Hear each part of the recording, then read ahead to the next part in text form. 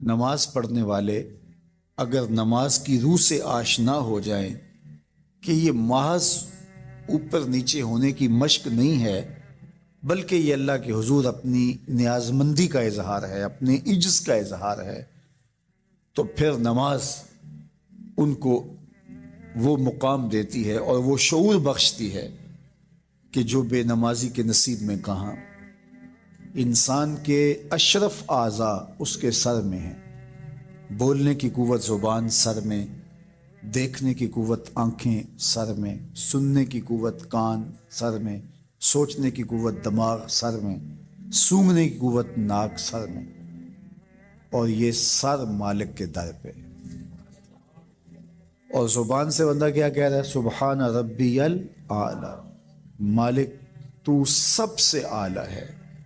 اور اپنا رویہ اور عمل کیا ہے کہ اپنی ناک بھی خاک پہ رکھی ہے، پیشانی بھی خاک پہ رکھی ہے، اور باقی اعضاء بھی خاک پہ ہیں۔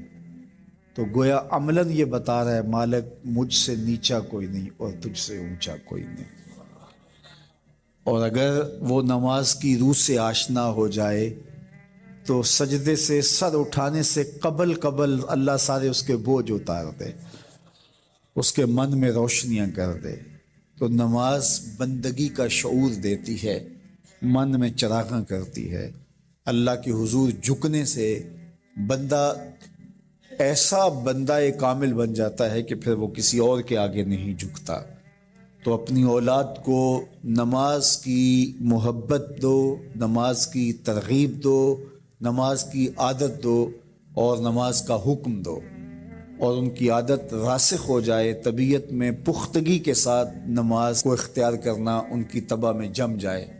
نماز ان کی طبیعت میں نظم پیدا کرے گی، ان کو نظم و ضبط کا پابند بنائے گی، اور ان کی صحت کی ضامن ہوگی، اور ان کے باطن کی طہارت کا سبب اور ذریعہ ہوگی۔ اس لیے کہا کہ اللہ کے حضور جھکنا نہ بھولنا اور نماز قائم کرنا۔ نماز کا تعلق اپنے آپ سے ہے کہ وہ اپنے آپ کو سنوارتا ہے، تقرب اللہ کے لیے اس کی اپنی عملی کوشش ہے۔ بندے اور خدا کا ایک ربط ہے نماز۔ اسی طرح یہ خیال کہ میرا مالک مجھے دیکھ رہا ہے، اس سے بھی تہذیب نفس ہوتی ہے، باطن کی تربیت ہوتی ہے۔ انسان ایک حصار میں آ جاتا ہے، ایک پہرے میں آ جاتا ہے کہ میرا اللہ مجھے دیکھ رہا ہے، اور پھر وہ قدم پھونک پھونک کے رکھتا ہے۔ وہ اچانک لوگ بیٹھے ہوئے ہونا، تو آج کل یہ سوشل میڈیا کا زمانہ ہے، تو کوئی کیمرہ سیدھا کر لے تو ایک دم مرتب ہو جاتے ہیں، اس لیے کہ اب ہماری تصویر آنے والی ہے۔ یا کوئی کسی کو کہے کہ جناب آپ لائیو جا رہے ہیں، تو وہ بالکل اپنی حرکات سکنات منظم کر لیتے ہیں، کپڑے سیدھے کرنے لگ جاتے ہیں، اس لیے کہ ہم لائیو جا رہے ہیں۔ وہ لائیو چاہے 5 آدمی دیکھ رہے ہوں، چاہے 10 آدمی دیکھ رہے ہیں، لیکن پھر بھی چونکہ ہم لائیو جا رہے ہیں تو اپنی حرکات سکنات مرتب کر لیں گے، منظم ہو جائیں گے۔ اور جب یہ یقین ہو کہ میرا اللہ مجھے دیکھ رہا ہے، یہ ساری حرکتیں وہاں لائیو جا رہی ہیں، تو پھر دل میں برا خیال بھی آنے لگے گا تو اس کو روکیں گے کہ میرا اللہ تو دیکھ رہا ہے۔ پھر بولی بھی مرتب ہو جائے گی، پھر رویے بھی مرتب ہو جائیں گے، طرز معاشرت بھی منظم ہو جائے گا، آنکھیں بھی نہیں بھٹکیں گی، خیال بھی نہیں بہکیں گے، سوچیں بھی آوارہ نہیں ہوں گی، چاہے آپ بند کمرے میں کیوں نہ ہوں، پھر بھی منظم رہیں گے، اس لیے کہ میرا اللہ مجھے دیکھ رہا ہے۔ تو یہ یقین زندگی کو منظم کرتا ہے۔ تو اس کا تعلق بھی انسان کی ذات سے تھا۔ نماز سے بھی تہذیب نفس ہے، اللہ سے تقرب حاصل ہوتا ہے۔ اب کہا تو خود غرض نہ بننا کہ اپنے آپ کو سنوار لیا اور کافی ہے، نہیں، لوگوں کو بھی نیکی کا حکم دینا۔ وَأْمُرْ بِالْمَعْرُوفِ وَانْهَ عَنِ الْمُنْكَرِ، لوگوں کو نیکی کا حکم دینا اور برائی سے منع کرنا لوگوں کو، یہ مومن کی زندگی ہے۔ ہمارے بعض وہ ملنگ بابے جو ہوتے ہیں وہ کہتے ہیں جی نماز پڑھنے کا حکم نہیں دیا گیا، نماز قائم کرنے کا حکم دیا گیا ہے، ہم نے دل کی قائم کی ہوئی ہے۔ یہ ان کی خود ساختہ توجیہ ہے۔ نماز قائم کرنے کا حکم اہل ایمان کو دیا گیا حضور کی وساطت سے، اور حضور علیہ السلام کو حکم دیا گیا کہ نماز قائم کریں، تو آقا کریم علیہ السلام سے بہتر اس کا مفہوم کون سمجھ سکتا ہے؟ تو آقا کریم نے رکوع اور سجود والی نماز پڑھی اور قیام نماز کا عملی اظہار لوگوں کے سامنے رکھا. پھر اس کے اندر کیفیت کس قدر ہو تو یہ پھر جتنی قربت اللہ کی بندے کو نصیب ہوگی اس قدر وہ آگے بڑھتا چلا جائے گا. تو یہ باطل توجیہات یہ جاہل لوگوں کی، جس کے بدن سے بدبو کے ببوکے پھوٹ رہے ہوں اور جس کے جسم میں جوئیں پڑی ہوں اور جس نے 6 سال سے غسل نہ کیا ہو، وہ اس اعتماد سے کہہ رہا ہوتا ہے ہم نے قائم کی ہوئی ہے، ہم نے دل کی قائم کی ہوئی ہے. اللہ اکبر. تو یہ اس معاشرے میں ایسے لوگوں کو ماننے والے اور ایسے لوگوں کی باتوں کو غور سے سننے والے اور ان جاہلانہ باتوں کو معرفت کی باتیں قرار دینے والوں کی کمی بھی نہیں ہے. تو اللہ تعالیٰ جل شانہ سے ہدایت مانگنی چاہیے کہ اللہ ہمیں ہدایت کا نور نصیب فرمائے. تو اقامت نماز سے کیا مراد ہے؟ اس کے فرائض کے ساتھ ادا کرنا، یا پھر رکوع سجود تلاوت کا اتمام اور اس میں خشوع کا اور خضوع کا اظہار اور اس میں مکمل ڈوب جانا کہ گویا تم اللہ کی عبادت کر رہے ہو تو اس کو دیکھ رہے ہو. حضرت عثمان غنی رضی اللہ تعالیٰ عنہ فرماتے ہیں کہ جس نے صحیح وضو کیا، حضور علیہ السلام سے روایت کہ جس نے صحیح وضو کیا جس طرح میں نے وضو کیا ہے اور 2 رکعت پڑھی اور اس میں اس کو کسی غیر کا خیال نہ آیا تو اللہ تعالیٰ اس کے پچھلے سارے گناہ معاف کر دیتا ہے صرف 2 رکعت سے. لیکن اگر ساری نماز ہی خیالوں سے بھری پڑی رہی اور تصورات کہیں اور بھٹکتے رہے اور انسان کھڑا نماز میں ہے لیکن بہکتا کہیں اور رہا تو پھر وہ نماز کی صحیح اقامت نہیں ہوگی. تو اقامت صلاۃ سے مراد جو ہے وہ یا تو اس کو فرائض و واجبات کے ساتھ ادا کرنا اور دوسرا مفہوم کے خشوع کے ساتھ پورے اراکین کا اعتدال اور اتمام. تو دونوں اس کے مفہوم بیان فرمائے گئے ہیں. تو ظاہر ہے کہ ابتدا کے اندر تو کوشش ہوگی کہ فرائض واجبات پورے ہو جائیں، تو وہ خشوع اگر نہیں بھی حاصل ہو پایا تو پھر بھی کوشش جاری رکھنی چاہیے، نہ یہ کہ اب وہ تو کیفیت ہی نہیں نصیب ہو رہی تو میرا نماز پڑھنے کا کیا فائدہ. حضرت محدث کچھوچوی علیہ رحمہ سے کسی مرید نے کہا حضرت نماز پڑھتا ہوں لیکن لطف نہیں آتا، مزہ نہیں آتا. تو آپ نے اسے سوالیہ انداز میں پوچھا کہ اس کے باوجود بھی پڑھتے ہو؟ اس نے کہا جی وہ تو فرض ہے، پڑھتا تو ہوں. تو آپ جھومنے لگے، فرمایا واہ واہ، تمہیں مزہ نہیں آتا پھر بھی پڑھتے ہو؟ اس کا مطلب ہے تم مزے کے لیے نہیں اللہ کے لیے پڑھ رہے ہو. تو اگر لطف آ جائے، وہ کیفیت، وہ حظ، وہ تو بہت بڑی بات ہے. لیکن اگر نہیں بھی ہے تو اس کا فریضہ تو ہے اس کی طرف سے جو عائد ہوتا ہے. تو وہ شکل بنا کے تو کھڑے ہوں، وہ صورت بنا کے تو کھڑے ہوں، تو کسی دن وہ کیفیت بھی پیدا ہو جائے گی. خورش دے بدر را جو کب کو حمام کہ یک روز افتد ہمائے بدام. سعدی شیرازی فرماتے ہیں کہ دانے ڈالتا رہے، چوغا ڈالتا رہے، کبھی کبوتر آئے گا، کبھی کوا آئے گا، کبھی کوئی اور فاختہ آ جائے گی، لیکن کسی دن وہ بھی آ جائے گا جس کے لیے تم یہ سب کچھ کر رہے ہو. تو اس لیے محنت کو جاری رکھو، کوشش کرتے رہو، تو ایک دن انشاءاللہ اس کیفیت میں بھی چلے جاؤ گے. دروازہ کھٹکھٹانا چھوڑنا نہیں ہے، دستک دیتے رہو، کبھی تو بوا کھلے گا نا، کبھی تو آواز آئے گی کھلا ہے دروازہ آ جاؤ اندر. پھر اندر سرور کی وادی ہوگی، کیف کا جہاں آباد ہوگا. اور آقا کریم نے ہمارے لیے آسانی پیدا فرما دی کہ اللہ کی عبادت اس طرح کرو کہ گویا تم اسے دیکھ رہے ہو، اور اگر یہ نہیں تو کم از کم یہ کیفیت تو ہو کہ وہ تمہیں دیکھ رہا ہے. تو اپنی اپنی کیفیت ہوتی ہے. بہرحال نماز کو ترک نہیں کرنا، بھرپور کوشش ہو کہ خشوع و خضوع کے ساتھ نصیب ہو. تو نماز کی اقامت کا یہی مفہوم ہے. شیطان ادھر سے بھی حملہ آور ہو سکتا ہے، ادھر سے بھی ہو سکتا ہے، آگے سے بھی ہو سکتا ہے، اور اس نے اللہ کے حضور قسم کھائی تھی وَبِعِزَّتِكَ لَأُغْوِيَنَّهُمْ أَجْمَعِينَ، تیرے سامنے یہ بات قسم کر کے کہہ رہا ہوں کہ میں تیرے بندوں کو تیرے تک نہیں آنے دوں گا. ان کے دائیں سے آؤں گا، ان کے بائیں سے آؤں گا، آگے سے آؤں گا، پیچھے سے آؤں گا، چاروں طرف سے حملہ. کدھر بھاگیں گے؟ اللہ اکبر. ظالم 2 راستے بھول گیا، اوپر والا اور نیچے والا. جب بندہ دعا کے لیے ہاتھ اٹھاتا ہے یا سر سجدے میں رکھ دیتا ہے، شیطان کچھ بھی نہیں کر پاتا. تو یہ دائیں سے بھی آ رہا ہے، بائیں سے بھی آ رہا ہے، آگے سے بھی آ رہا ہے، پیچھے سے بھی آ رہا ہے. اور اس نے خود اللہ کے سامنے قسم کی ہے، مجھے تیری عزت کی قسم، ان بندوں کو تیرے تک نہیں آنے دوں گا، چاروں طرفیں گھیر لوں گا۔ تو یہ چومکھی لڑائی ہے شیطان کے ساتھ، کبھی یہ کسی طرح سے آ جاتا ہے، کبھی کسی طرح سے آ جاتا ہے، کبھی کسی طرح سے آ جاتا ہے۔ تو اس کے بڑے مکر و فریب اور بڑے طریقے ہیں، اللہ تعالیٰ اس کے مکر و فریب سے ہمیں محفوظ فرمائے۔ نماز کا حکم صادر کیا گیا ہے۔ نماز اللہ کے قرب کا ذریعہ ہے۔ بندہ سجدے میں سب سے زیادہ اپنے رب سے قریب ہوتا ہے۔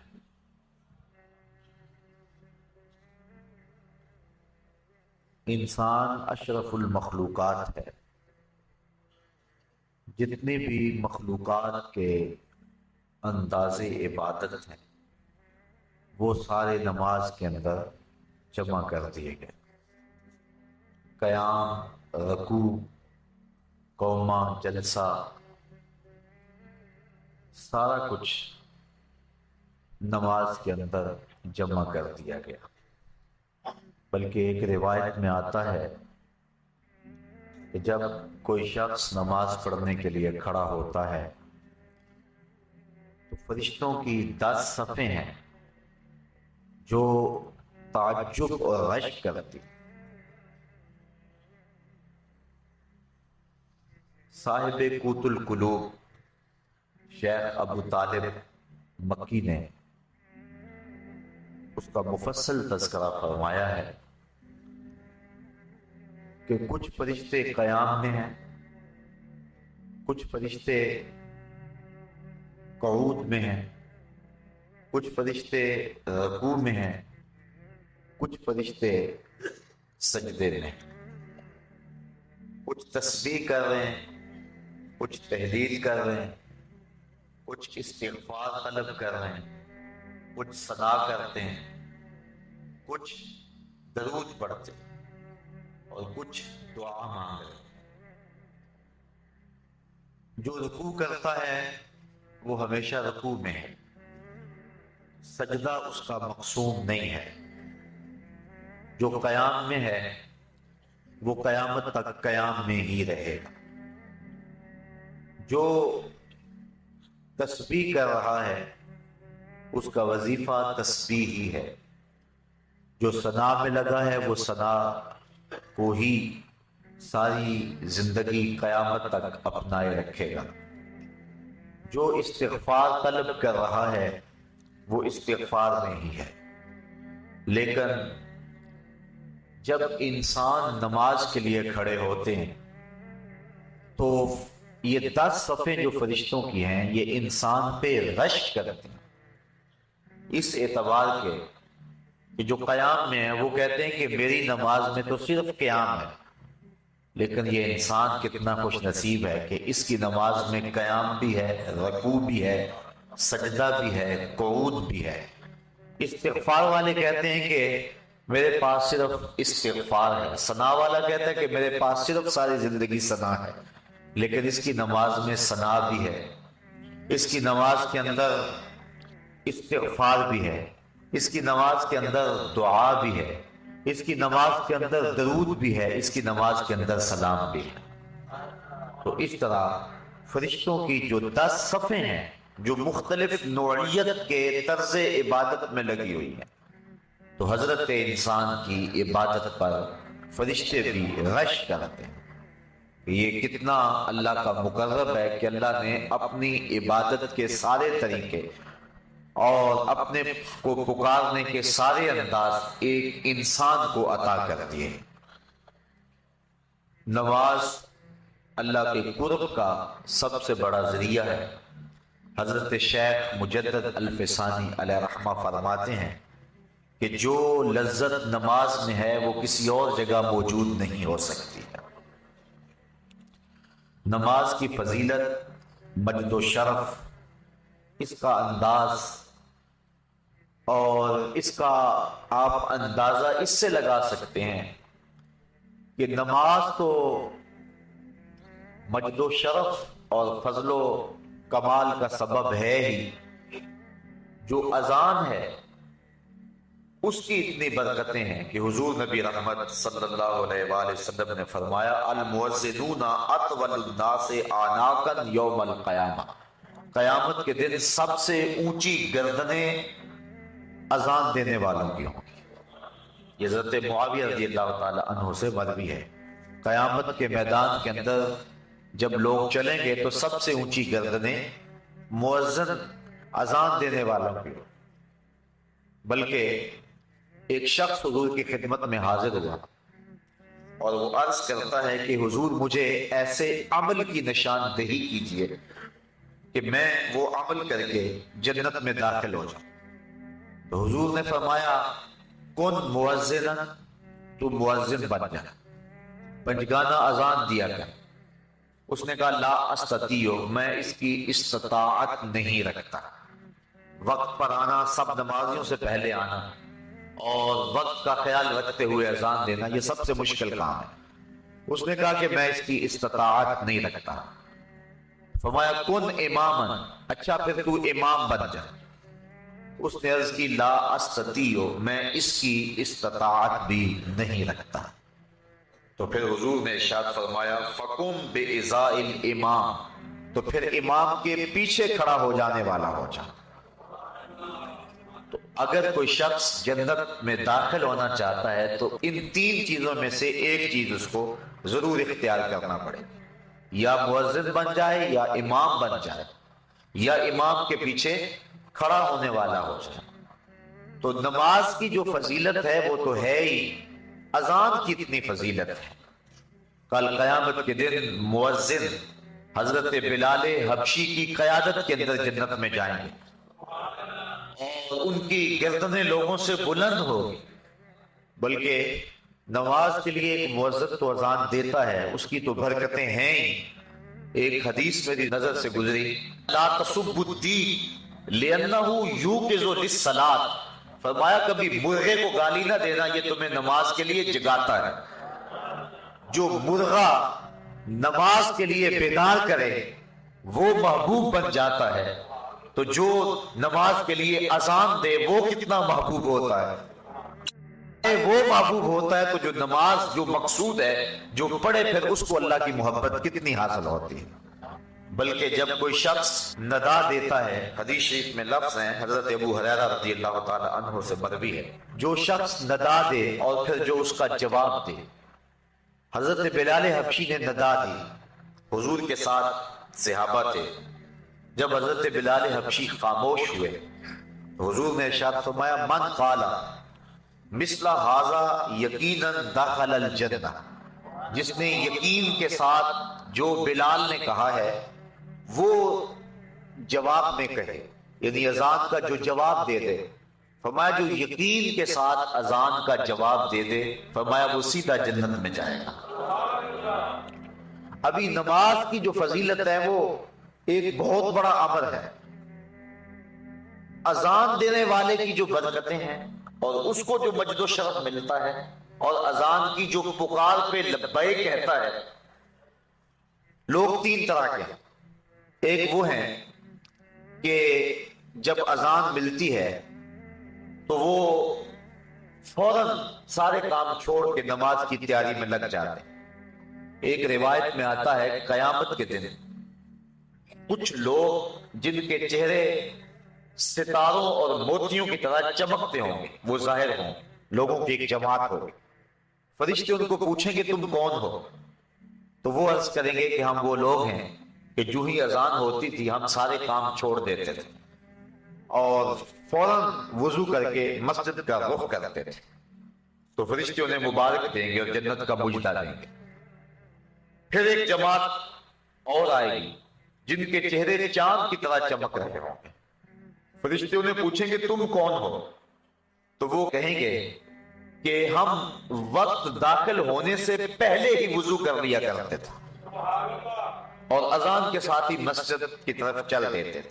فرشتے انہیں مبارک دیتے ہیں اور جنت کا مجدہ دیتے ہیں۔ پھر ایک اور جماعت آئے گی جن کے چہرے سورج کی طرح چمکدار ہوں گے۔ فرشتے پوچھیں گے تم کون ہو؟ تو وہ کہیں گے کہ ہم وہ لوگ ہیں کہ ہم وضو کر کے طہارت بنا کے مسجد میں پہنچ جاتے تھے تو اذان ہوتی تھی، یعنی ہم اذان مسجد میں ہی سنتے تھے۔ حضرت سعید بن المسیب رضی اللہ تعالی عنہ جلیل القدر تابعی، آنکھوں سے نابینے تھے لیکن جو روشنی دل میں تھی، جو بینا ہیں ان کے پاس بھی وہ اجالے کہاں ہو سکتے ہیں جو حضرت سعید بن المسیب کے پاس تھے۔ اللہ اکبر، کہتے ہیں 40 سال تک حضرت سعید بن المسیب نے جو ہے وہ تکبیر اولا بھی قضا نہیں ہونے دی، اسی وجہ سے ان کا نام پڑ گیا تھا حمامت المسجد، مسجد کا کبوتر۔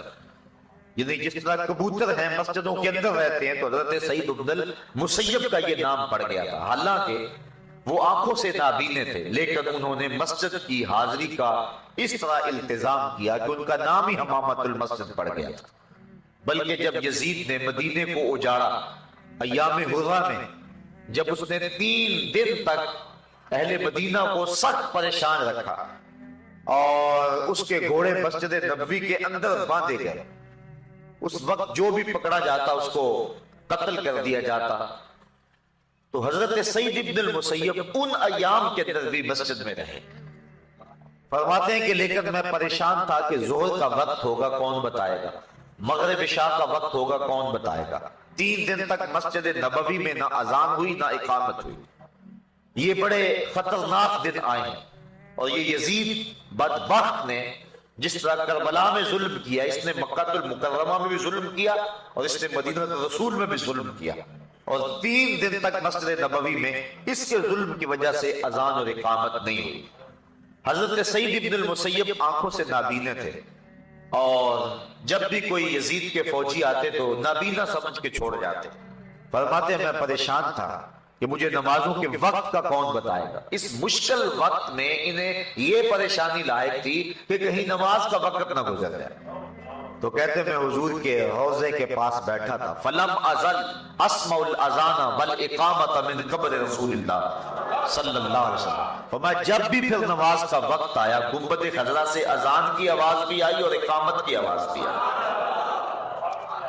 تو جو شخص اہتمام کرے کہ ہم نے تکبیر اولا کو قضا نہیں کرنا ہے، ان کے لیے پھر اللہ یوں بھی اہتمام فرما دیتا ہے۔ ان حالات میں بھی ان کی تکبیر اولا قضا نہیں ہوئی، اور 3 دن تک گنبد خضرا کے مکین کے ساتھ مل کے نمازیں پڑھتے رہے۔ یہ حضرت سعید بن المسیب رضی اللہ تعالی عنہ کا اعزاز ہے، یہ ان کی تکریم ہے، یہ ان کی عزت افزائی ہے۔ اللہ اکبر۔ حضور فرمایا کچھ لوگ مسجدوں کی میخیں ہوتی ہیں، جس طرح کیل ٹھکا ہوتا ہے وہ مسجدوں میں یوں وابستہ ہوتے ہیں، اور اگر کسی وجہ سے وہ مسجد کی حاضری سے قاصر ہو، بیماری کی وجہ سے اگر وہ مسجد میں نہیں آ رہے، اللہ کے فرشتے ان کا حال پوچھنے کے لیے جاتے ہیں۔ یہ ان کا اعزاز ہے، یہ ان کی تکریم ہے۔ بلکہ فرمایا سبعۃ یظلھم اللہ تعالی فی ظلہ یوم لا ظل الا ظلہ، امام عادل وشاب نشأ فی عبادۃ اللہ ورجل قلبہ معلق بالمساجد ورجل دعته امرأة ذات منصب وجمال فقال انی اخاف اللہ ورجلان تحابا فی اللہ اجتمع علیہ وتفرقا الیہ ورجل تصدق بصدقۃ فاخفاها حتى لا تعلم شماله ما تنفق یمینہ ورجل ذکر اللہ خالیا ففاضت عیناہ۔ فرمایا 7 اشخاص ایسے ہیں قیامت کے دن جب کوئی سایہ نہیں ہوگا، اللہ ان 7 کو اپنے عرش کا ٹھنڈا سایہ عطا فرمائے گا۔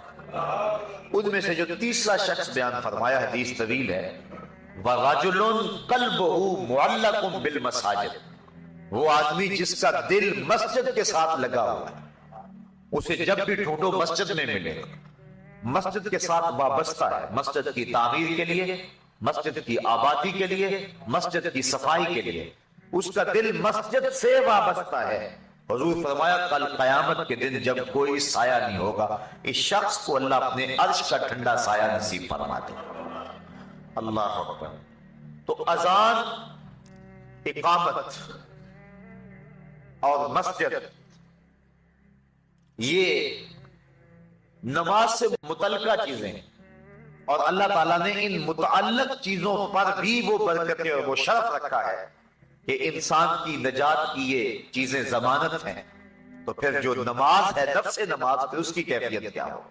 بلکہ ایک حدیث میں آتا ہے اذا صبب بالصلاۃ فتحت ابواب السماء واستجیبت دعا، جب اقامت ہوتی ہے تو اللہ آسمان کے دروازے کھول دیتا ہے، اور یہ جو اقامت کا وقت ہوتا ہے، اس وقت جو دعا مانگو اللہ وہ دعا پوری فرما دیتا ہے۔ اور حضرت انس رضی اللہ تعالی عنہ سے روایت ہے کہ اقامت اور اذان کے درمیان کا جو وقفہ ہوتا ہے، اس وقفے میں جو بھی دعا مانگی جائے اللہ تعالیٰ اس دعا کو قبول فرماتا ہے، رد نہیں کرتا۔ بلکہ حضور نے ارشاد فرمایا کہ اس وقت اللہ سے دعا مانگ لیا کرو۔ صحابہ نے عرض کی حضور پھر کون سی دعا مانگیں؟ اس وقت، اس اہم وقت میں ہم اللہ سے کون سی دعا مانگیں؟ حضور نے فرمایا صلی اللہ العافیت فی الدنیا والآخرہ، اللہ سے دنیا اور آخرت دونوں جہاں کی بہتری اور عافیت طلب کر لیا کرو، یعنی دنیا بھی ٹھیک ہو جائے، آخرت بھی ٹھیک ہو جائے۔ مومن دونوں جہانوں کا طلبگار ہے۔ ایک صحابی کو دیکھا سخت کمزور ہے، فرمایا تمہاری یہ حالت کیا ہوئی؟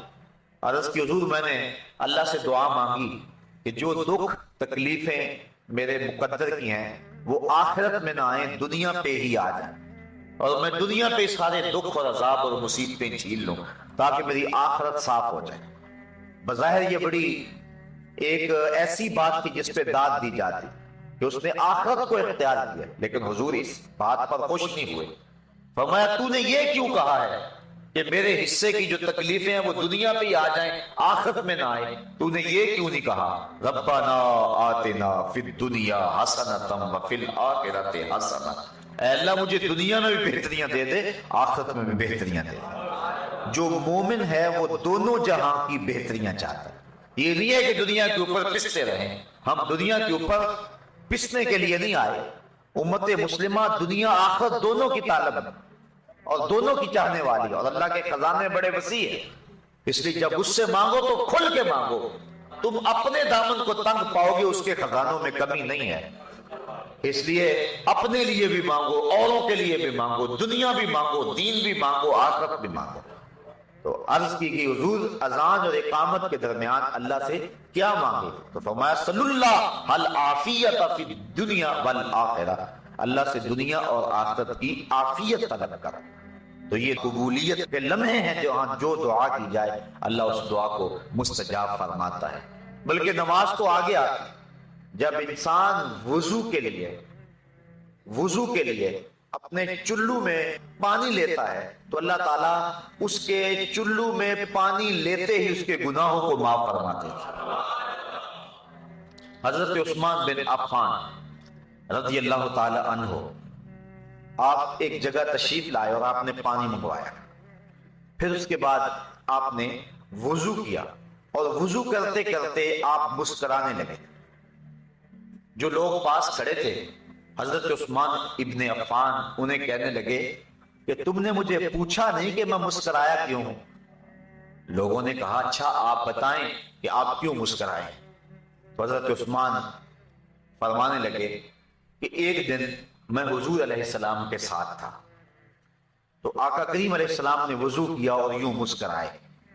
لوگ کھڑے تھے تو حضور نے فرمایا الا تسألونی ما اضحکک، تم نے مجھے پوچھا نہیں صحابہ کہ میں مسکرایا کیوں؟ تو صحابہ نے عرض کی ما اضحکک یا رسول اللہ، حضور آپ ارشاد فرمائے نا کہ آپ کیوں مسکرائے؟ تو حضور نے ارشاد فرمایا ان العبد اذا دعا بوضوء فغسل وجهه حتى الله عنه كل خطيئة اصابها بوجهه واذا غسل ذراعيه كان كذلك واذا طهر قدميه كان كذلك۔ فرمایا جب کوئی شخص وضو کے لیے پانی منگواتا ہے اور پانی منگوا کے اپنے چہرے کو دھوتا ہے، اللہ ہر خطا کو چہرے سے دور کر دیتا ہے۔ اور اسی طرح جب وہ اپنے بازو دھوتا ہے تو ہاتھوں کے سارے گناہ اللہ تعالیٰ دھو ڈالتا ہے، اور اسی طرح جب وہ اپنے پاؤں کو دھوتا ہے تو اللہ تعالیٰ جل شانہ پاؤں کے سارے گناہوں کو دھو ڈالتا ہے۔ نماز کا فضل و شرف اور اس کی فضیلت وہ تو مسلمہ ہے، نماز سے پہلے جو عمل ہے اللہ اس کی برکتوں سے گناہگار کو جہنم کی آگ سے آزادی بخشتا ہے۔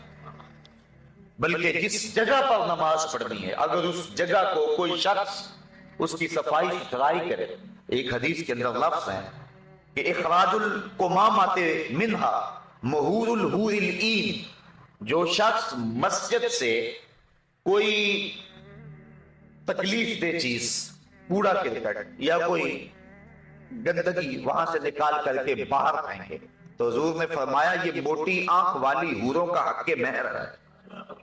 یہ جو مسجد کی صفائی کرتے ہیں، علماء نے لکھا ہے کہ مسجد صاف کرنے سے دل صاف ہوتا ہے۔ جو شخص مسجد صاف کرے اس کا دل پاک اور ستھرا ہو جاتا ہے۔ اور یہ مسجد سے جو آپ کوڑا کرکٹ نکال کے باہر پھینکتے ہیں، یہ جنتی حور کا مہر ہے جو آپ ادا کر رہے ہیں۔ اللہ اکبر۔ بلکہ حضور علیہ السلام نے ارشاد فرمایا من بنا للہ مسجدا، جس نے اللہ کے لیے مسجد بنائی، کس لیے یذکر فیہ، تاکہ اس مسجد میں اللہ کا ذکر ہو، فرمایا بنى اللہ لہ بیتا فی الجنہ، اللہ اس کے لیے جنت میں گھر بنا دیتا۔ اور ایک روایت میں ہے کہ جس نے تتر کے گھونسلے کے برابر، یعنی حجم میں تھوڑی جگہ پر مسجد بنائی، علماء نے یہ لکھا ہے یہ نہ کہو فلاں مسجد چھوٹی ہے یا فلاں مسجد بڑی، یہ نہ کہو، کیونکہ کوئی بھی اللہ کا گھر چھوٹا نہیں ہے، سارے بڑے ہیں۔ یہ کہو فلاں میں نمازی زیادہ آتے ہیں، فلاں میں نمازی تھوڑے آتے ہیں، نمازیوں کی گنجائش کم ہے فلاں میں، اور فلاں میں جو ہے وہ نمازیوں کی گنجائش زیادہ ہے، یہ کہو۔ بعض ہم عموماً ہمارے ہاں روزمرہ یہی ہے، ہم کہتے ہیں وہ چھوٹی سی مسجد، چھوٹی نہیں کہنا چاہیے مسجد کو، جس چیز کا تعلق رب سے ہو جائے پھر وہ چھوٹی نہیں رہتی، وہ بڑی ہو جاتی۔ اس لیے اس مزاج کو بدلنے کی ضرورت ہے۔ بلکہ واصف علی واصف نے ایک بڑی خوبصورت بات لکھی، اس نے کہا مسجد کیا کوئی بھی شے چھوٹی نہیں ہے، کوئی شے چھوٹی تب نظر آتی ہے اسے دور سے دیکھا جائے یا پھر غرور سے دیکھا جائے۔ جب کسی کو دور سے دیکھو یا پھر غرور سے دیکھو تو وہ چھوٹا نظر آئے گا، ورنہ کوئی بھی شے کارخانہ قدرت میں چھوٹی نہیں ہے، ہر شے باعظمت ہے۔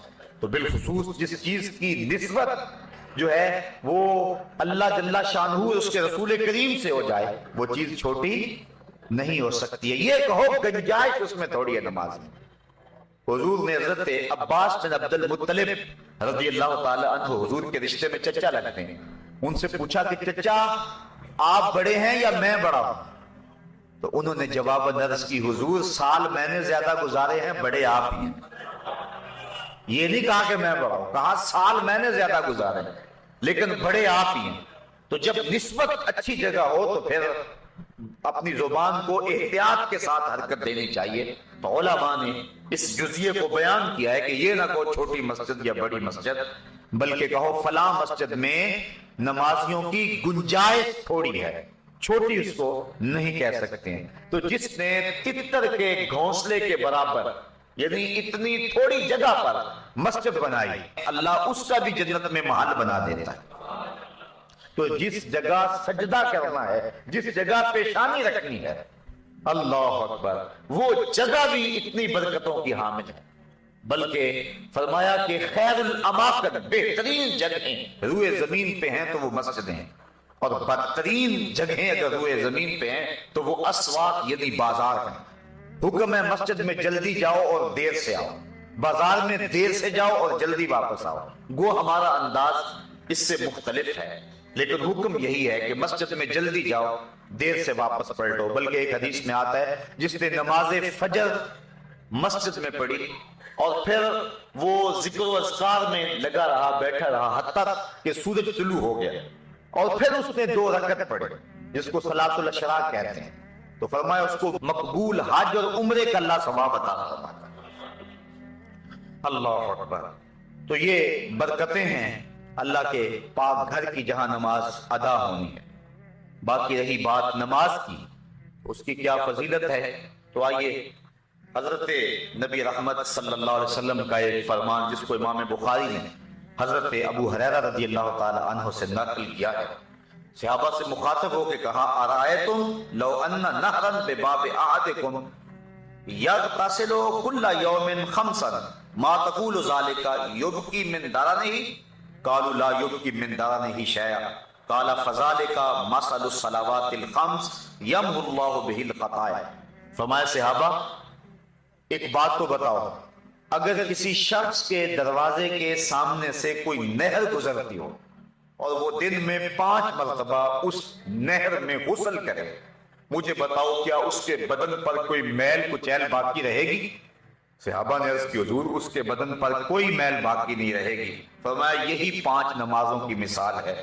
جو شخص پنجگانہ نماز پڑھتا ہے اس کے بدن پر گناہوں کا کوئی میل باقی نہیں رہتا. اللہ تعالیٰ گناہوں کو دھو دیتا ہے جس شخص نے پنجگانہ نماز کا مزاج بنا لیا.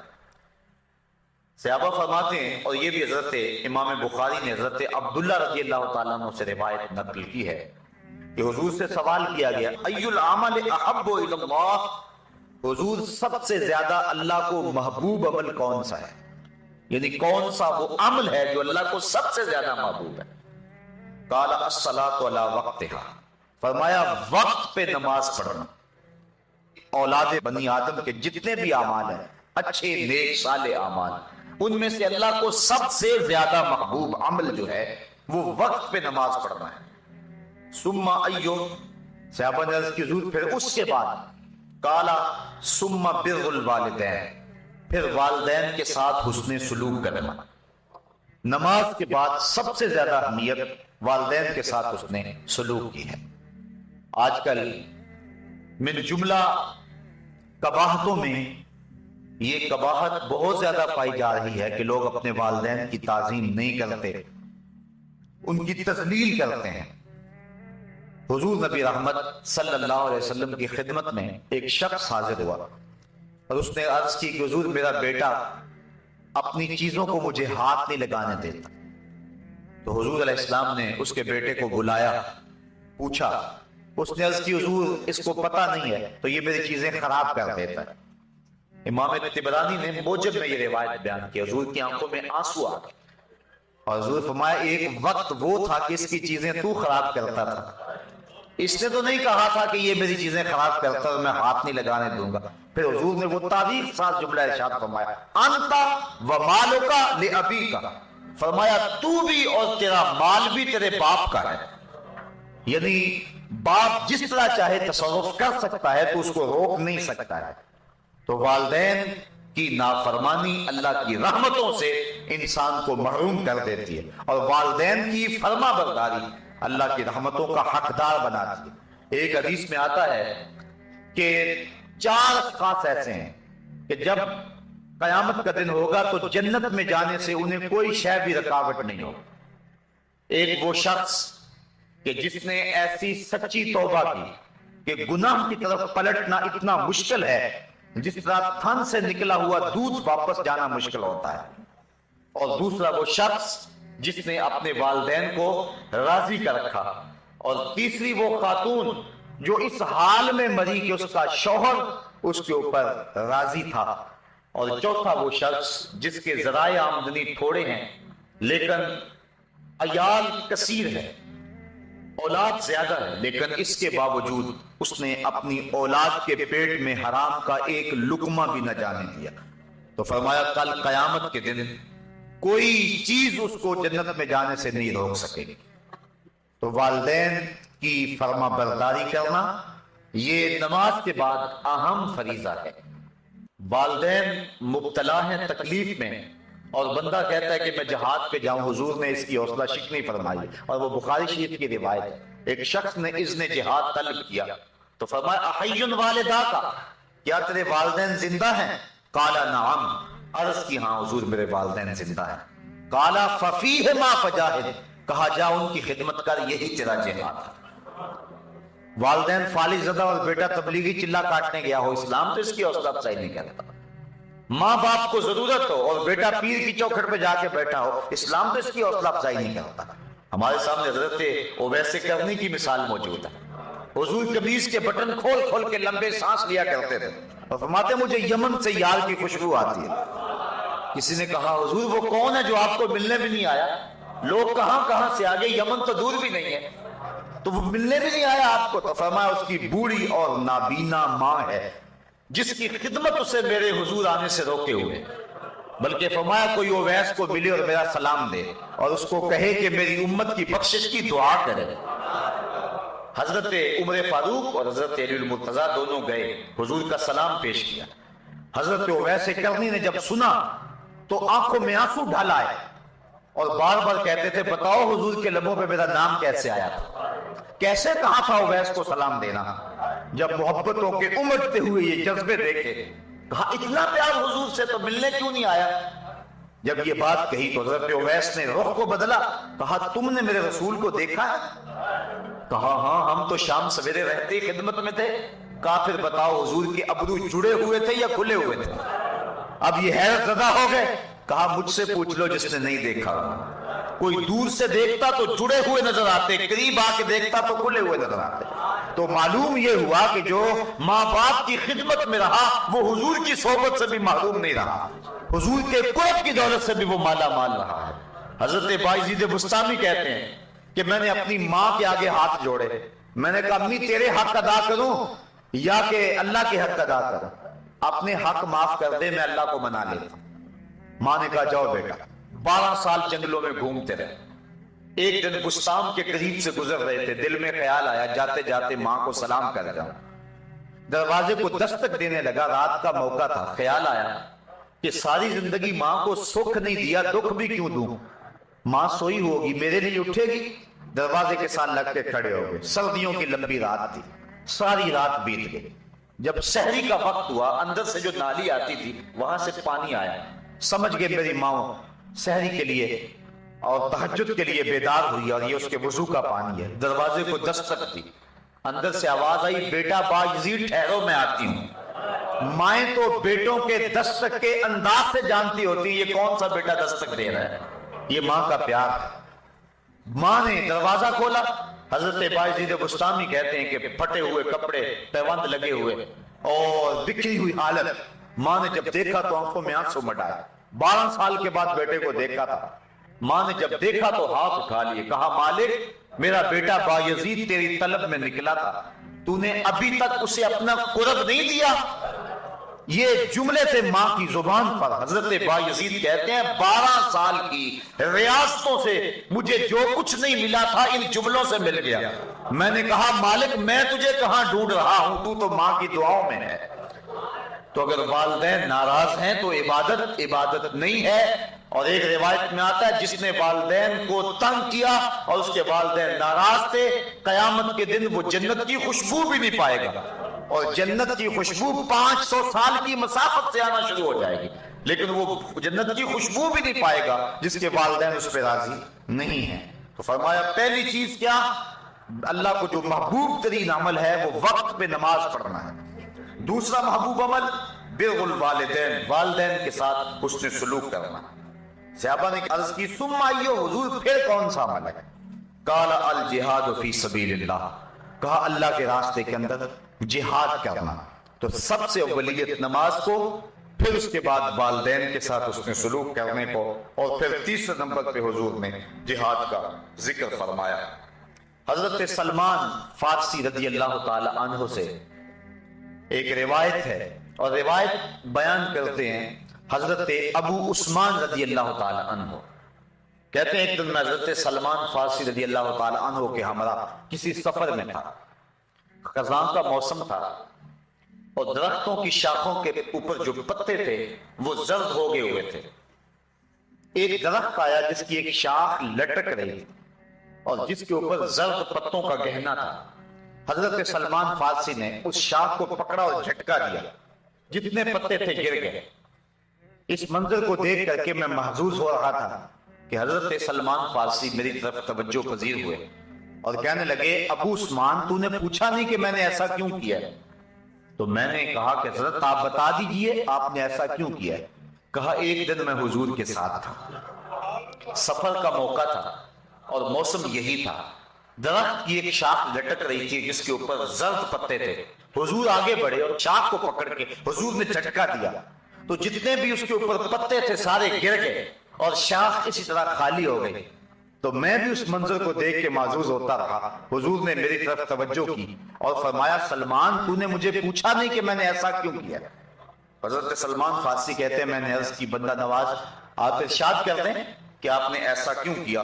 تو حضور نے فرمایا جس طرح میں نے اس شاخ کو جنبش دی اور اس کے اوپر کوئی پتا باقی نہیں رہا جب کوئی شخص نماز کے لیے کھڑا ہوتا ہے اس طرح سارے گناہ اس کے بدن سے جھڑ جاتے ہیں. تو یہ نماز کی برکات ہیں. حضور نے ارشاد فرمایا مفتاح الجنت الصلاۃ, جنت کی چابی نماز ہے, یعنی چابی کے بغیر تالا نہیں کھلتا. تو اگر جنت میں جانے کی آرزو ہے تو پھر نماز کی ادائیگی کا مزاج بنانا ہوگا. نماز کی ادائیگی کا مزاج بنا لیں گے تو یہ جنت کو کھولنے والی مفتاح الجنہ, جنت کی یہ چابی ہے. بلکہ حضور علیہ السلام نے ارشاد فرمایا اول ما یحاسب بہ العبد یوم القیامہ الصلاۃ, قیامت کے دن بندے سے سب سے پہلا سوال نماز کا ہوگا.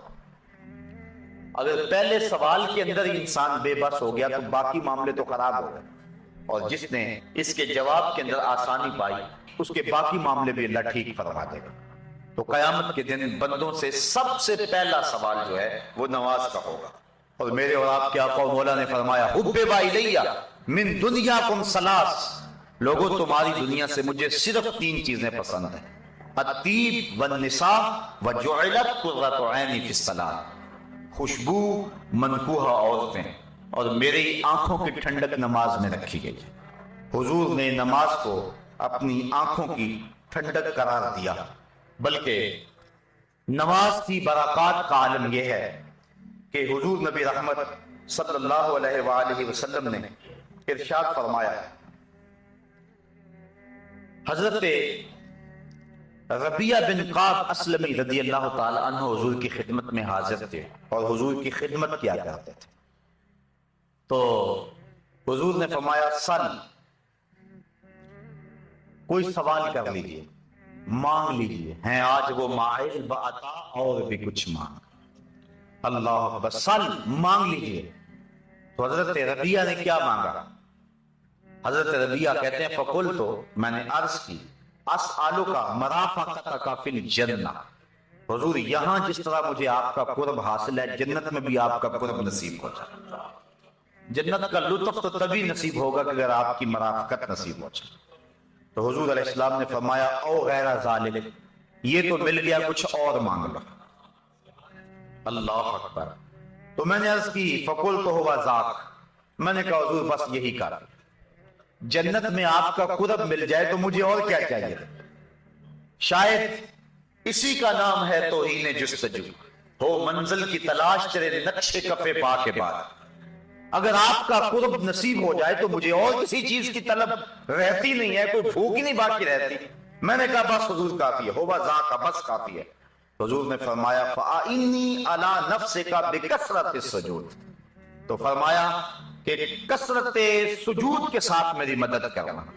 یعنی اگر تم جنت جانا چاہتے ہو میں تمہیں وعدہ دیتا ہوں, لیکن یہ نہیں کہ میرے وعدے پر تم جنت کی آرزو میں, جنت کی خواہش میں جو میں نے تم کو وعدہ دیا وہ وعدہ پورا ہوگا, لیکن اس کا یہ مطلب نہیں کہ تم سجدے چھوڑ دو.